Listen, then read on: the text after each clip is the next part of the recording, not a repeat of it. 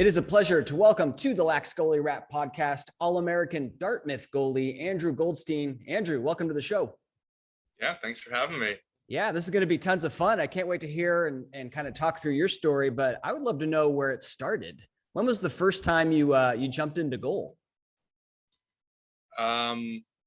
So I have a lot of goalies in my family. I'm the youngest of three siblings, and my sister was an ice hockey goalie, and my brother ended up playing goalie in college in Lacrosse. So I had been around a lot of goalieing, and I think growing up I did a lot of basement street hockey goalie, but I actually never played ice hockey goalie. And then I started playing lacrosse sixth grade, I think, and my first game was midfield, and then my second game was goalie, and that was it. Never looked back from there, huh? Yeah. A lot of the youth goalies, when they start out, myself included, like it's tough, right? Like it's like the ball's getting shot at you pretty fast. You're not wearing much padding, and your natural reaction is just to kind of flinch like that. I'm curious if that was your experience as well. Well, I mean, looking back, I wasn't very good at stepping to the ball, but I loved goalie. Like I was saying, when I was with my friends and we'd play. I don't know if you ever did this. So when you play youth hockey, you go to a tournament and everyone's got those little mini hockey sticks, and they're like 2 feet long, and you play in the hallways in the hotel, in between games. And I was always playing goalie with that. So I think I just liked kind of throwing my body at the ball, but I don't think I was I definitely remember I was not very good at stepping at the ball. I remember the first coach who had a clue telling me you have to attack the ball, but yeah. What is it about the lacrosse goalie position that you love the most? I think I love that there's a lot of different ways to contribute. So if I compare it, for example, to ice hockey goalie, where you're pretty limited to being in the crease, the really good ones can kind of make an outlet pass in hockey. But in lacrosse, the way I played was sort of like a midfielder who was put in the net, and I never wanted to stay in the crease. And there were always, you could make a save, but then you could make a good pass. You could go run out ground balls. And I always liked trying to just run with it and get around people and make a good pass to an attackman or something like that. So I like the fact that it was both the last person on defense, but also the first person on offense. Yeah, I love that fact too. And like you said, like if you're not having a great game making saves, you can contribute in so many other ways, right? Like chasing out a shot, being a very loud leader and communicator to the defense. So lots of ways to contribute, which I love. So you weren't stepping at first, but given kind of where you ended up, I imagine along the way you learned. And I'm curious, how you went about learning the ropes of lacrosse goalie. Yeah. When I was in seventh grade, I went to Bill Pilot's goalie school. Yeah. And that was amazing. I'd never learned so much in 3 days or however long it is. And just, I went back every year. I went for the winter. They had a winter thing in Florida and around December time, and I'd go back for more. I loved that. So you'd go home, they'd give you a video, and you just watch yourself and try to improve. So I had that. And then, like I said, my older brother played lacrosse goalie. So from time to time, he would give me some pointers. It's rare to have two goalies in the family, isn't it? Usually you just have the one, and then the other guy gets to shoot on that goalie. But you guys are a family of goalies, which is pretty cool. Yes, definitely. That's awesome. So, how does the dream, or how does the idea of playing Division I lacrosse start to come? Like at a certain point in high school, you're like, okay, I'm pretty good at this. I can probably play at the next level, or what's kind of the story there? Well, in my family, sports was everything. And my sister, she was incredible at ice hockey. She actually played for Team USA for a while. And so I always kind of looked at what she did and wanted to be great at sports. And I was pretty good at sports, and I grew up playing ice hockey since when I was 3 or 4 years old. But around middle school age, it was very clear I mean, the people, I'm from Boston, the top players, they go on to play in the NHL, and it was clear that that was not me. And so I definitely wanted something that I could be great at. And I mean, luckily lacrosse ended up being the thing. When I was a freshman in high school, I started on the varsity team. And so being just kind of a quiet, shy kid in ninth grade, but then walking around campus and having all of the seniors, the jocks in school kind of high-fiving me as I walk around, suddenly gives you this this clout that you have. And just kind of loved loved that feeling, and of course loved getting to play and make saves, make plays. So I think I hoped, that I could play college lacrosse at that point, but it was probably over. There was a Martin Luther King Day tournament down in I think New Jersey or Maryland that we did, and I came down with a team from Massachusetts, and it ended up going really well, and I won goalie of the tournament, and a bunch of college coaches sent me information after that, and I started to think, okay, yeah, maybe it's actually possible for me to play at the next level. Wow, that's awesome. That's awesome. Being a shy, quiet kid, that was me as well growing up. Like I was also very shy, very quiet, and in many ways, like being the goalie for me took me out of that. Like it grew me as a person, because like when you're the goalie, like you have to be loud and you have to be the leader. That's kind of like, you're the captain of the defense. You see everything. And I'm curious, did you have that, that same experience? Did playing this position sort of help you kind of, get more confidence just in terms of your life? Yeah, I mean, I don't think I was ever that great at being the vocal leader on the field. My coaches were always telling me to talk more. I felt like if I had a strong, defensive leader in front of me that could be a little bit more of the person that some goalies are, that was a little bit better for me. I could focus on making saves and trying to, clearing the ball was always one of my specialties. It was like me and a long stick midfielder. If we were on the left side, I took it. If we were on the right side, he took it, and we would just clear the ball in the midfield. So I think there were other strengths and ways I was helping the team. But yeah, I was never the most vocal leader on the field. And I think there were, other reasons why I was shy, but certainly being on the field and kind of making big saves and making plays, that gave me confidence, elsewhere in life. That was, I'm very grateful for, because Yeah. it's not something necessarily, I mean, you work toward it, but it's also something that you're born with certain gifts, and certainly lucky to have that. Yeah, that's awesome. A big part of your story is being an openly gay athlete. First professional team sport, openly gay athlete, right? Is that quite an accomplishment? Quite an accomplishment. I'm curious, when did you first realize? Is it back in those high school days? Did you first realize that, hey, like I'm gay?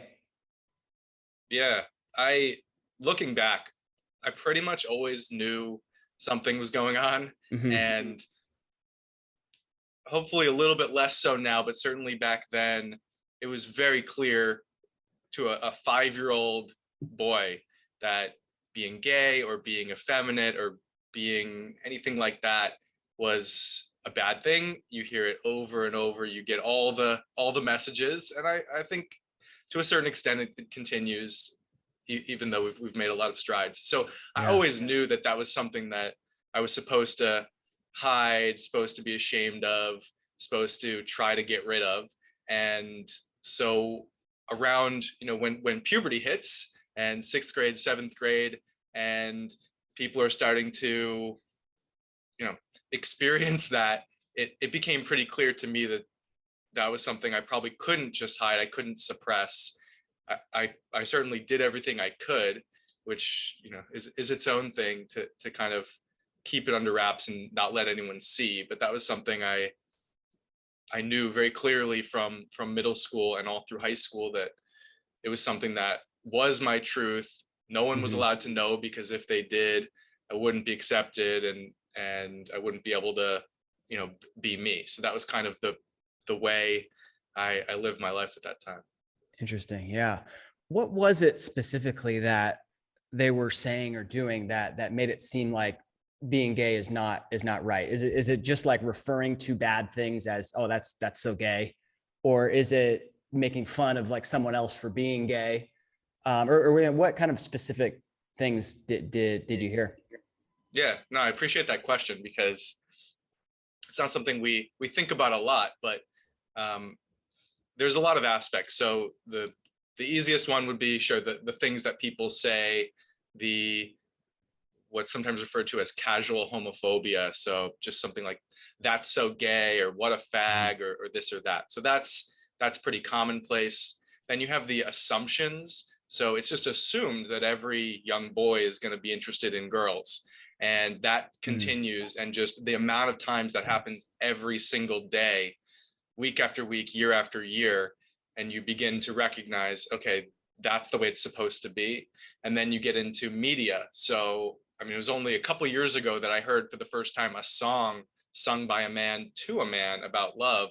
The only songs I ever heard growing up were sung to the opposite sex. Same kind of things in TV. We've seen a lot of change in TV and film with not just gay characters being people who were evil or were going to die of disease and are actually people worthy of love and having families. So much of that has changed. And then you have the politics, sort of the George Bush era of every election was, how many anti-gay provisions can be put on the ballot because that's going to turn out people. And of course, the harm that does to young people. So you're kind of getting it from all elements.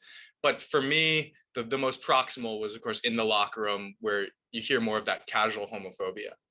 Yeah. And that's why I asked the question, is because many people might not realize that they're actually being insulting, right? Wouldn't you agree that like there's probably people out there that, I mean, we'll get to your story in a little bit, but there's probably a lot of your teammates that once they realized that you were gay, like, hey, they had no problem with it, right? But at the same time, they were the ones that would use that type of language, kind of unknowing of the fact that it's really damaging one of their teammates.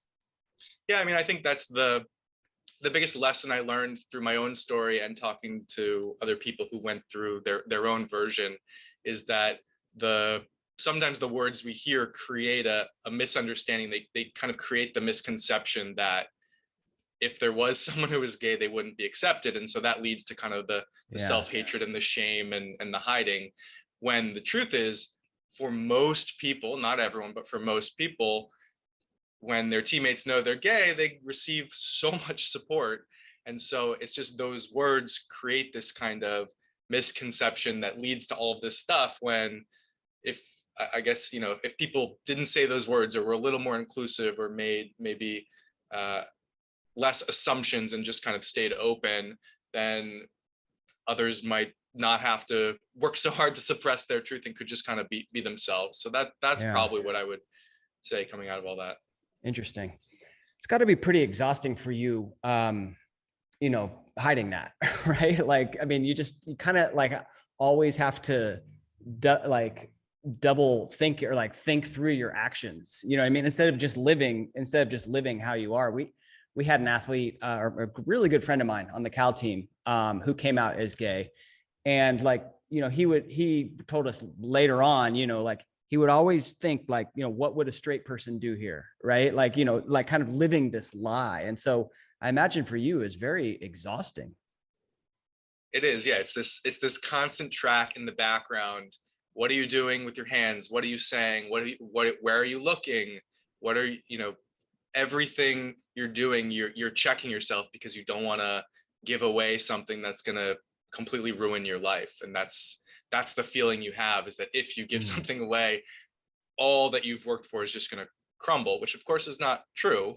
And it is exhausting to have that running all the time, which is why it's just an unbelievable relief that cannot be explained to someone who hasn't been through it, what that degree of relief feels like the day you just kind of put it all behind you and realize, I don't care if anyone disagrees with who I am. I'm just gonna like live that openly and not have to hide anymore, because it's a lot. Yeah. What did you ever have any moments in high school where you were like close to coming out, or did the coming out process like ever factor into your decision to go to Dartmouth, or how did that work for you? I never had a vision of being that person who others would know was gay. It was like in complete contradiction with the life that I imagined, and I just couldn't play that out. So I didn't see that. I once got really sad and desperate, and I wrote a letter to my best friend at the time, and I stuck it in a drawer, and I never gave it to him. And I think I probably went back later and burned it just in case anyone stumbled upon it, because it's like it's that deep of a secret. Yeah. And like, did you go out with girls and like trying to like live this double life? Yeah, I tried to do what I could to kind of throw people off, but without causing some girl a lot of pain for leading her too far on. So I think most of the girls that I went out with sort of figured out what was happening, or they left me behind knowing I wasn't going to advance things too far. Yeah, that's what my friend did. He went out with, before he was out, he went out with girls, but then they always would say like, he's kind of weird. Like he just would kind of leave it. Cause you're right. He didn't want to leave them on and kind of like lie to them. So that's kind of interesting.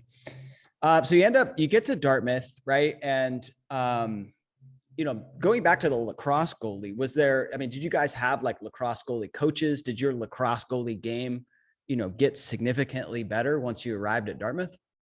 Yeah, my first 2 years, we had a goalie coach, and we worked really closely together, and we were always doing sessions. We were videotaping, watching the videos, going through everything. I mean, it was amazing the way he would dissect you always have a thing where you kind of flinch one way, and then you should be when the ball is going the other way, and we'd work through those things. And wow. And so my first year at Dartmouth, I was the backup goalie, which is challenging for someone who had started every game pretty much of his life at that point.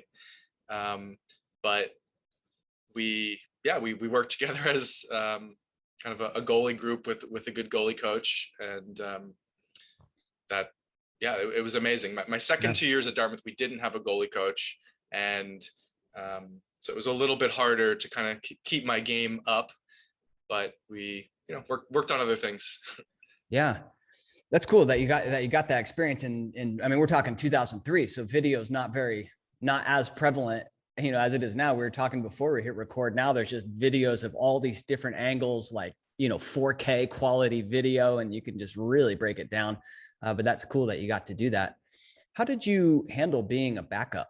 That's a pretty common issue that lacrosse goal. There's only one goalie that plays, right? And it's kind of tough for a lot of goalies on their psyche, right? On the mental piece. I'm curious how you went about, staying with the team, being a good teammate, but not getting the starts.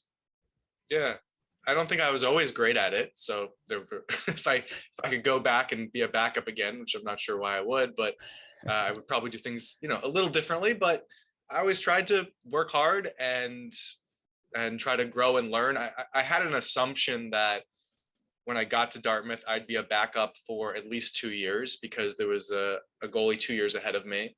And so I didn't, and even after that, I didn't assume that I would become the starter after that, because you don't know who's going to come in behind you. It might be the number one goalie recruit in the country. Sure. So I think there's a certain understanding that if you want to play, you're going to have to work hard and pay your dues and get lucky if the opportunity opens up.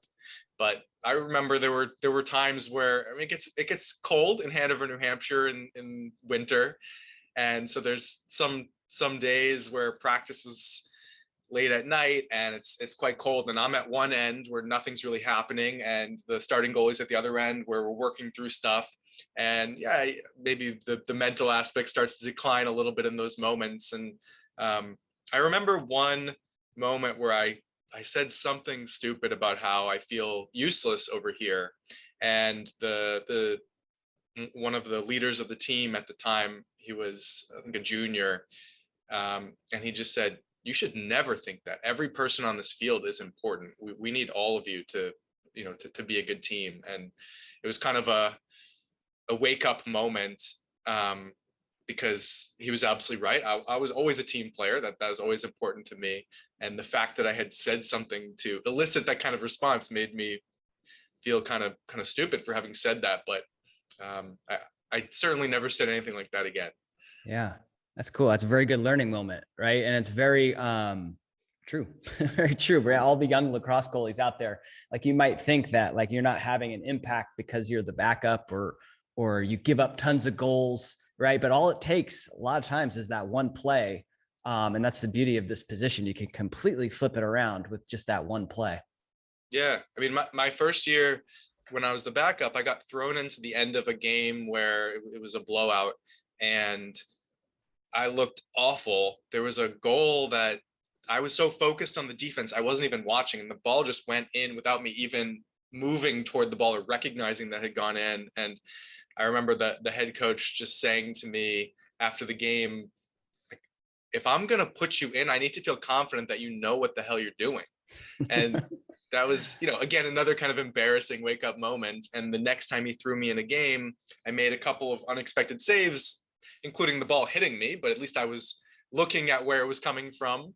And that gave me an opportunity to actually have significant time at the end of my freshman year against Princeton, which was a, exciting moment. So definitely recognizing the importance of staying mentally prepared, because the backup can get thrown in a game, and if you look bad, you lose opportunities, and if you look good, you gain opportunities. Totally. Yeah. I always preach that, like be prepared for when that moment comes, because it could be a slashing penalty. It could be a sprained ankle from the start, injury from the starter. But, once you get that opportunity, like be prepared and run with it. And you did. So you end up you end up becoming multiple All-American at Dartmouth, including the 2003 season where you guys won the Ivy League. Congratulations. How did that feel, and how was that season for you? It was incredible. My first year, my freshman year, the team was 0-6 in the Ivy League. We were dead last. And so you don't really know what your fortunes are when you start the next season. And I was starting the next season as the backup goalie, but I was competing for that. And the starting goalie, who was a senior at the time, injured his knee.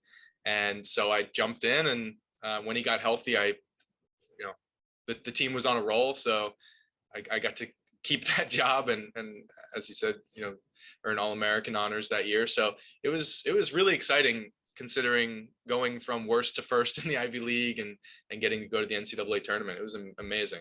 Yeah. What was the change? Did you guys get some new recruits? Did like the team just kind of click in a certain way, or what was it about that season that you guys were able to turn things around? It's hard to pinpoint one thing, but there were a number of people my year who, as freshmen, had started to get a little bit of time, and as sophomores really took on that role and owned that. We had a few freshmen who came in who were really talented, and we had really strong junior and senior leadership. So especially our captains on the team, it was a classic example of what we were doing on the field was more than the individual talents. It was just something magical was coming together. And we had a fiery coach who certainly pushed us hard and believed that we could do what we did. Love it. And you're too humble to say it, so I'll say it. And great goalie play. That matters so much. So that leads to this, you guys win the Ivy League, you play Syracuse in the Dome, first round of the tournament. And it leads to this play that I want to, if I could, I'm going to share my screen. We can watch the video. I got to admit, the video is just horrible quality. So it's going to be really small, but I got the audio synced up to it too. So we can kind of just take a look at it.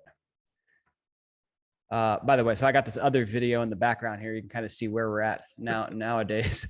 Yeah. Anyway, I don't think you're gonna be able to see this, but here we go. The restart has Banks working in near side, cuts in front, shot saved again by Goldstein right on the doorstep. What a game he's having. He's taking the ball in the clear himself, running toward midfield up the far sideline. Still on his stick, left side of the attack box. Goldman running in toward the goal. He's looking for a shot. Shot!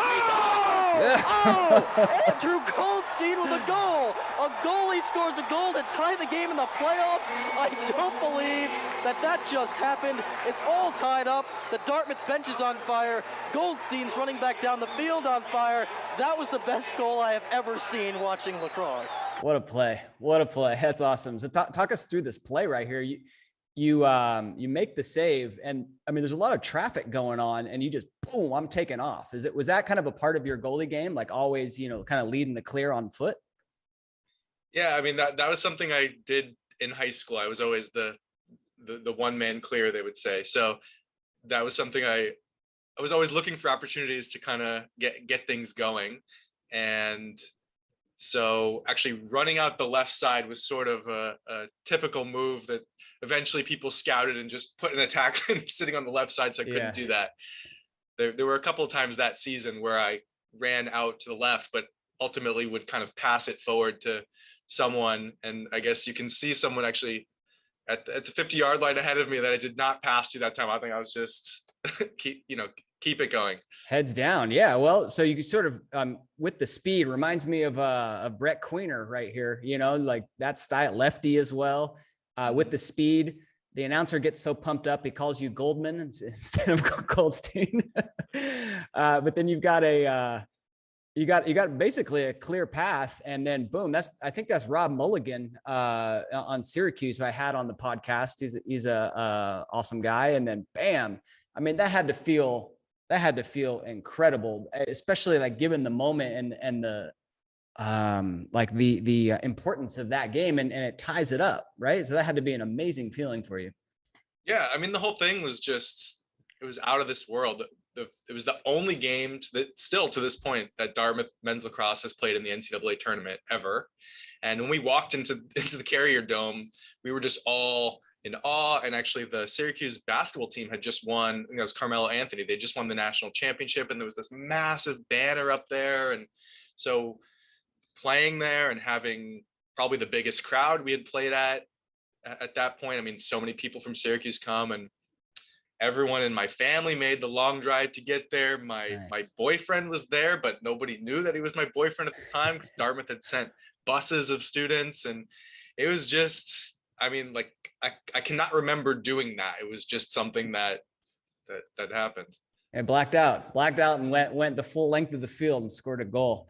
Well, that's amazing. And you guys gave them a run for your money. I mean, they were, I don't know what seed they were like top 3, I think, right? Like, and I think you lost 13-11. So real close game.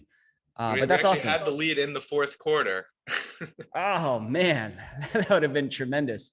Yeah. I read somewhere, or maybe I listened to an interview that, you took that success on the field, and to you, that gave you the confidence to then come out to your team. Is that true? Could you kind of talk us through what was going on for you?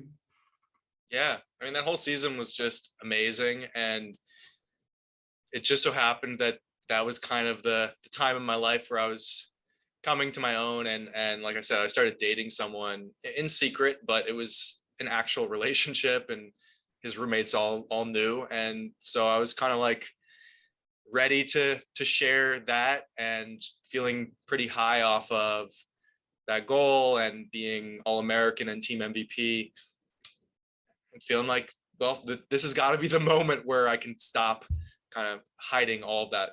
So also Dartmouth has a unique semester system where after your second year, you stay over the summer. It's called Sophomore Summer. And it's just like summer camp. You have the whole campus. It's the most perfect weather. You got a river there. We go down swimming, boating in the river, and it's just your class.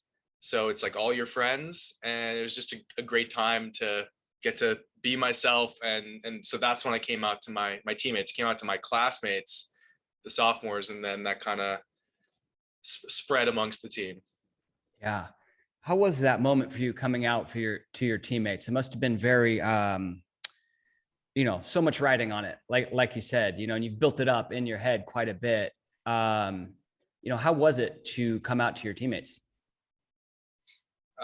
It was scary in the fact that I hadn't yet said the words "I'm gay" out loud to more than one or two people at that time. So just, it's like I wanted to own my truth, but all of the kind of like the trauma and self-hatred from growing up learning that that's the bad, a bad thing to be for a boy, just it's hard to just even say it. So I think getting the words out was the hardest part, but having everyone know was just the best part, because I didn't have to go through that experience. And I did it in kind of a way that was the most comfortable to me at the time. Maybe not the most courageous, but I think just doing it was pretty courageous for that era. And then I just told one person and asked if he could just tell the other guys. And by the end of the day, basically everybody knew, everybody said whatever went through their mind. They said they have my back, and with my teammates, I didn't have to worry about it anymore. That was going to be my next question, is how your teammates reacted. And I mean, I would imagine that they'd be very inclusive, but it sounds like that's the case. Yeah. I mean, and to be honest, I was uncomfortable with it. I was uncomfortable with the conversations. I didn't know what to say. I really didn't want to, I kind of wanted to just go right past it and just be their teammate who was gay. And so I didn't seek out long, thoughtful conversations with them. I wasn't ready to express myself that way. So it was really just, you did what you got to do to have my back.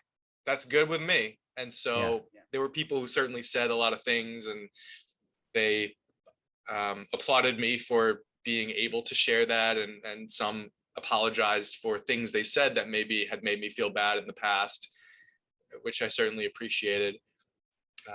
But at the time I wasn't really interested in going too much into it. It took me months, if not years, to kind of get comfortable enough to express myself and kind of, speak it all in words. Yeah, I bet. Do you feel like, once you have that burden off of your shoulders, like, do you feel like it kind of like changed you as a person, like your personality? Like, I don't need to be this person I'm not anymore. Like, they know I can be who I am. Like, did you feel like you changed after that moment? Yeah, I think in a certain extent it was night and day. There's no going back. It's like you make that decision, and because at the same time I told all my fraternity brothers and I told my family, and so it's just kind of like, here I am. I don't have to hide to any of those people, which is amazing. But at the same time, there is an evolution where all of the behaviors that I'd practiced over the years, you don't just drop them all overnight. But I would say those who knew me, my teammates, my fraternity brothers, my friends, my family, they'll say that they finally got to know me. Yeah, we like I said, I had a really good friend of mine, and I feel like acted to hide his gayness, acted very like over the top masculine, like get in fights, like do go out with girl, like just really, things that he was not. I don't know, maybe he was deep down, but I certainly noticed that after he came out, like he got more comfortable and his personality kind of changed a little bit to where, he was not that guy, if that makes sense. Yeah. And I would say one more thing is, when you're closeted and working that hard to suppress people finding out that you're gay, it's inherently selfish because you're putting so much attention on yourself. And so once you come out, there's a lot more room to be there for others, to be a good friend. And for example, now in my life, a major part of my job is being a mentor, being a teacher, and being trying to be a good listener and show up for people. And that's just something that does kind of change overnight, because putting so much attention on yourself and then not needing to, you have a lot more room to be kind to other people. Interesting. Yeah, that's a great point. It's a lot easier to come out when I feel like you're the star of the team, or you've had a great All-American season, right? Do you feel like you still would have done that if, in 2003 you were the backup? Or said another way, like if someone is a backup goalie, they're on their team, they're gay, they're listening to this and they're like, oh man, what do I do? Like, I'm not the star of the team. What would be your advice to them? Well, everyone has to just come out when when it makes most sense for themselves, for their situation, the support system they have, how comfortable they are. So I would never suggest someone come out earlier or later. It's their journey. You have to figure out what works for you. I don't know what would have been differently if the starting goalie didn't injure his knee, he stayed the starter, and I was the backup at that time. Would I have wanted to come out? Would I felt comfortable? I can't say, but I know for me, I'm very fortunate. It's certainly a bit of a crutch in terms of coming out. I wasn't alone. I didn't have to I didn't get made fun of for being gay after I came out. I was respected for being important player on the lacrosse team. So I was kind of protected from a lot of the homophobia and kind of harmful language that can get thrown at people after they come out and want to express themselves. So yeah, for that was my story. I can't change it. I'm very grateful for the experiences I had. For someone who's a backup, you have to kind of listen to your heart and do your thing. But the way you perform on the field shouldn't determine the respect you get from your teammates and the respect you get as a human being. Great point. Yeah, great point. Part of being a lacrosse goalie is the fans try and get in your head, right? Like, I mean, they talk a lot. They talk a lot of smack, and they'll find anything. Like for me, it's you're short. You got acne. You whatever. And I'm curious for you, like after you came out, like did you start to get chirps from the sidelines at all about that topic? I did not. Great. Actually, all of the things I heard before I came out, somehow most of the fans where we played were educated enough, aware enough to know that would actually be, I don't want to say a hate crime, but that would actually be Very different than just kind of trying to get in someone's head. It actually would be, teasing someone who is openly gay for being gay is a little bit different than trying to get in a goalie's head. So Good. Actually was protected from that pretty much after I came out, which is a good thing. That is a great thing. That's awesome to hear. Then fast forward a little bit, you get drafted into the professional lacrosse league at the time, which is the MLL. What was that night like for you to be drafted, into a pro sports league? That was awesome. I did not anticipate anything like that. And I got invited to, at that time, we went to, there was a college in Connecticut where they did the combine or, whatever it is, you kind of meet with the teams and you play. And then there was the draft. And actually that night was a really important night for my fraternity where all the seniors passed down the things that were given to them to the younger students. So actually, as soon as the scrimmage was over, I got in a car, drove back to New Hampshire, and I found out because someone called me while I was driving and said, "You just got drafted." And I'm driving in the dark through the woods in Vermont to get back to college, and just had a big smile on my face and was pretty happy to find that out. Yeah, that's amazing. First openly gay athlete drafted to, in a team sports. Did you feel, what's the right word? Like a burden, like a responsibility now, like, hey, everyone knows that I'm gay. Like I need to, represent this group. I need to show the young, gay male athletes out there that like, hey, I'm a role model for you. Did you get that sense? It was something I struggled with, which is kind of trying to be responsive to my own needs and my own comfort level versus the opportunity I had and the platform I had to say something that could make someone feel better about themselves. And so it was my senior year that ESPN came to Dartmouth and followed us around for, it was more than a month. It was maybe closer to 2 months.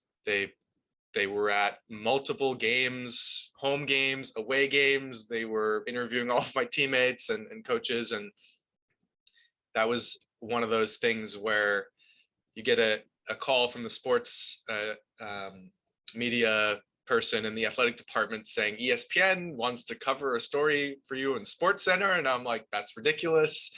And then, no, they really want to. Well, I don't want to be recognized for being gay. I just want to be like everybody else.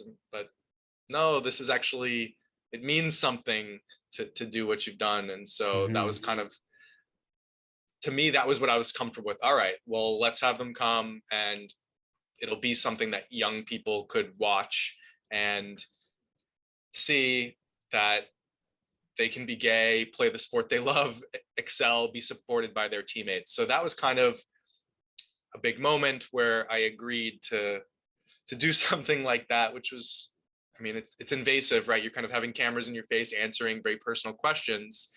And I didn't want to do a lot of that. I turned down most of the media that wanted to talk around that time, because I just didn't want to. That's not what I saw. Like I saw myself being an athlete just like everyone else. I didn't want to make a big deal out of it. And so it was kind of that, those opposing forces. Yeah. Well, I'm glad you did it, because I know there's one story that I would love to hear from you. Braden Lang. Am I saying that right? Braden Lang. I mean, I'm sure there's many stories of kids kind of learning your story and then feeling, like they've now have a mentor. They now have someone to look up to, who's someone who's just like them. But could you tell us a story about Braden?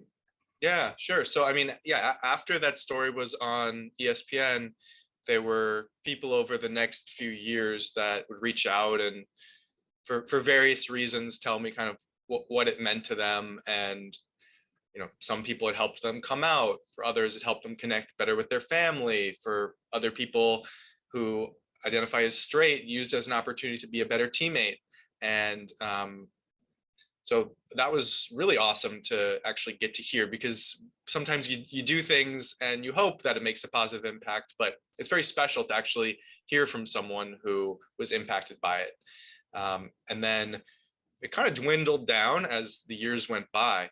But essentially 10 years after it first aired, I got an email from a dad of a young lacrosse player. And that was a fairly new experience. Usually it was the athlete themselves reaching out, or so it was a dad. Meant something in two ways. First of all, that whatever was going on with the kid was bad enough that the dad wanted to help, but also the fact that the dad was brought in at that point to help, which is something so different. Most of the people I know, they struggled. They didn't want to tell their families out of fear of rejection.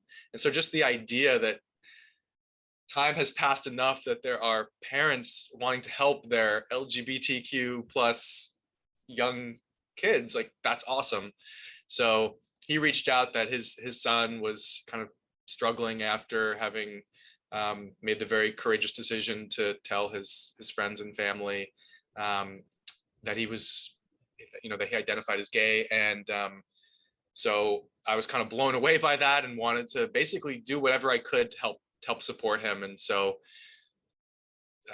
kind of, developed a friendship with his parents, and with a lot of help from their local community in outside Philadelphia, we put together a game coinciding with the NCAA championship weekend in Philly to kind of show up for this kid and show him that the lacrosse community will have your back, whoever you are, however you identify, and whoever you love, the lacrosse community will be there. And it ended up being a really special day where some of the biggest names in lacrosse came to the Courage game, which is what we called it, because the NCAA tournament was there just across town.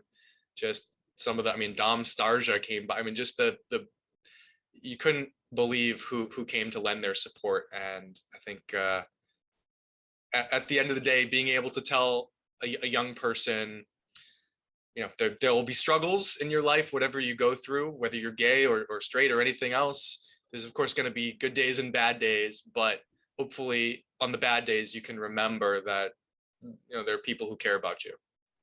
Love it, man. That is so awesome. That's so awesome. The Courage game. And you know what? The lacrosse community is one thing that I love, and especially the lacrosse goalie community. Come on now, this is like a niche within a little niche here. So, if anyone's listening to this and and struggling with anything, reach out to me, reach out to Andrew. We're here for you, and we would love to help. And so thank you for doing that, Andrew. That's amazing. I've had so many women's lacrosse goalies on the podcast who are gay. I mean, it is just like crazy how many of the best elite goalies are gay. There's got to be something there. I don't know. I'm going to explore it down the road, but it is like, I mean, you look at like the top 10 women's goalies and like they're all gay, but no male goalies have come out as gay. I don't even know if there's a gay out lacrosse player in D1 at the moment. Why do you think that is? Well, first of all, I'll say it's too bad that there aren't, because it would say something about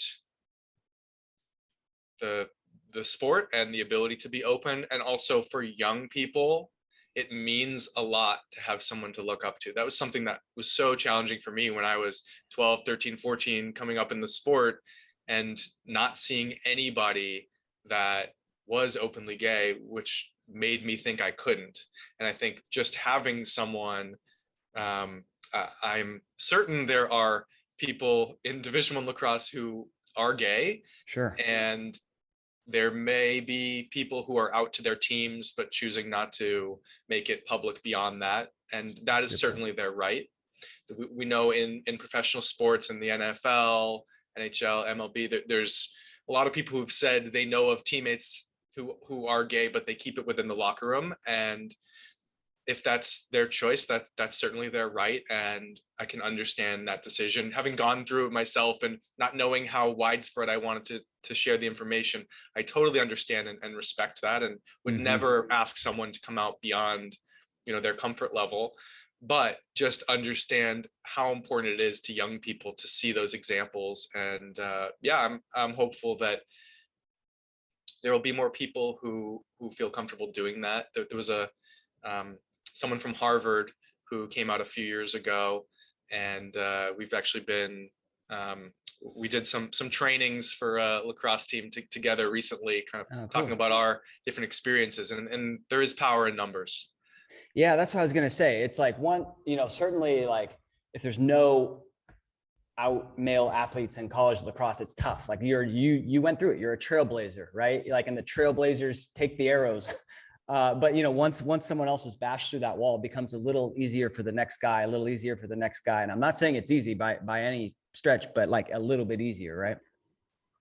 Yeah. I mean, and I think the actual problem of why aren't there more or any publicly openly gay Division I lacrosse players or just NCAA lacrosse players in general, I mean, you could kind of break it down to a few things. So you could have people who choose not to stick with the sport because they're afraid they won't be accepted.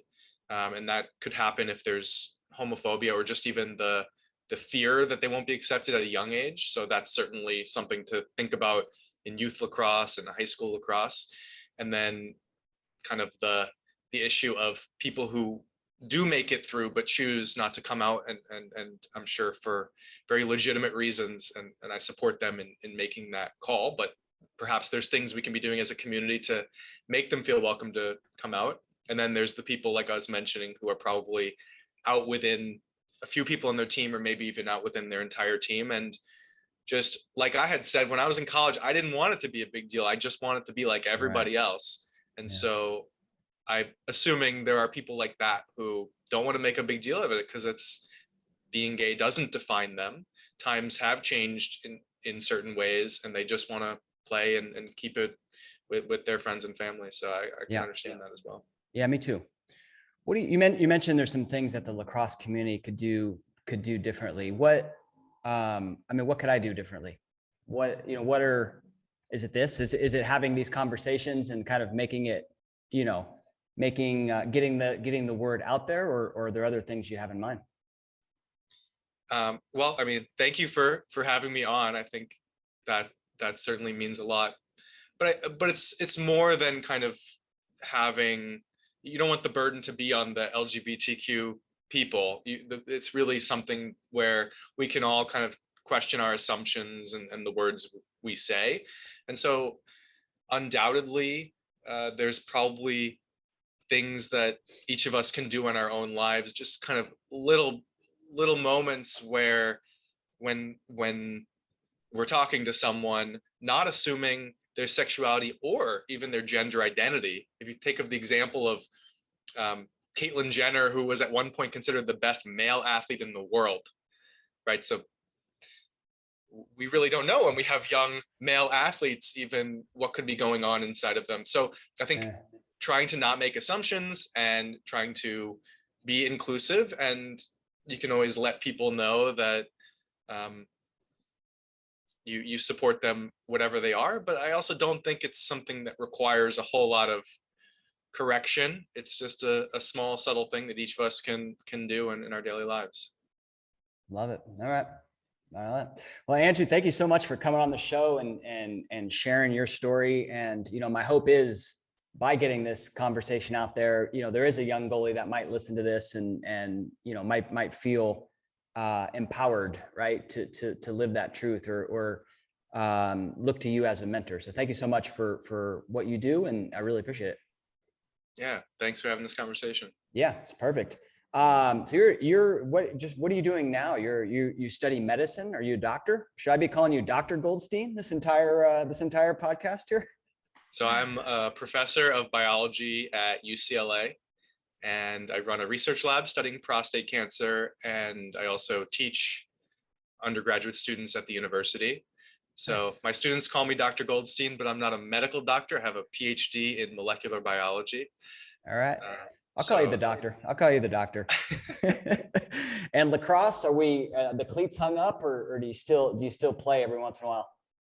So I use a lacrosse stick regularly, but to play fetch with my dog to save the arm. So actually I'm on the beach sometimes with the lacrosse stick, and people come up to me, and actually someone recognized me, which was very strange, on the beach at a dog beach in Long Beach. But yeah, lacrosse is not happening much except for that. But I grew up playing ice hockey. I still play ice hockey on a weekly basis. Awesome. Love it. Andrew, if you had to leave the goalies out there with one final piece of advice, what would that be? I think kind of coming all the way back around to something we talked about right at the very beginning, which is, as a goalie, there are a lot of different ways to contribute to your team. And some days you're just not seeing the ball. You're just not going to make every save. And your athleticism and your effort never have to take a day off. So for me, I was always trying to, run out balls to the end line, trying to pick up ground balls, intercept passes, or just lift up your teammates. And as a goalie, if you're having a bad day in the net and you can't make a save, it's your job to find all the ways that you can lift up your teammates and show up and be a good goalie outside of just stopping the ball. I love it. Dr. Goldstein, thank you so much. Thanks, Damon.